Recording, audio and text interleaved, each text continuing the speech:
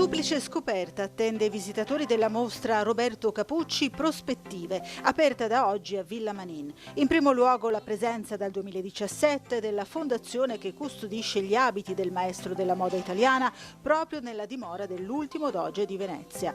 Ma la mostra sarà una scoperta anche per chi non ha mai visto o non ricorda le splendide sale delle prospettive di Villa Manin, che dialogano in questo caso con la tridimensionalità delle creazioni di Capucci. Pensiamo sicuramente che questo connubio sia vincente per valorizzare da una parte il compendio di Villa Manin e dall'altra gli straordinari pezzi che compongono la collezione della Fondazione Capucci. Inauguriamo qui a Villa Manin non soltanto un'esposizione, ma una nuova stagione, che è quella che consentirà al visitatore di ammirare le nuove sale riaperte al pubblico dopo i lavori di restauro di Villa Manin e consentirà di vedere anche le creazioni della collezione Capucci che saranno sempre esposte qui a Villa Manin a rotazione. Gli abiti scelti per l'esposizione sono tra le più iconiche e ricche invenzioni da cerimonia e da sera del maestro, con una selezione delle sue celebri sculture in forma d'abito, comprese quelle realizzate per il centenario della Biennale di Venezia. Celebra i suoi anni forse più conosciuti, più particolari, che sono dagli anni 80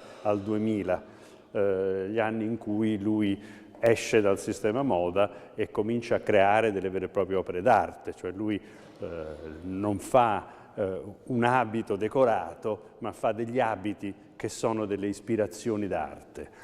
E da lì venne coniato il termine di abito scultura fino ad arrivare addirittura a delle vere e proprie sculture, di cui ne abbiamo una qui dietro, quando lui nel 95 fu invitato alla Biennale di Venezia, fino all'inaugurazione del suo museo a Firenze, a Villa Bardini, che adesso non è più operativo, e scultura chiamata Oceano, che si vede all'ingresso, che è quella che fece per il Padiglione Italia dell'Expo di Lisbona del 98. Molto spazio hanno naturalmente gli abiti da sposa, tra i quali la celebre sposa rossa. In mostra anche Primavera, caratterizzato dagli oltre 100 fiori di tessuto applicati su organza di seta. Completa la mostra una selezione di schizzi e disegni che aiutano a comprendere il processo creativo di Capucci, vero scultore della moda. La mostra si potrà visitare fino al 17 settembre. Sono delle vere e proprie sculture e oggi festeggiamo anche questa straordinaria sinergia che si è creata con la Fondazione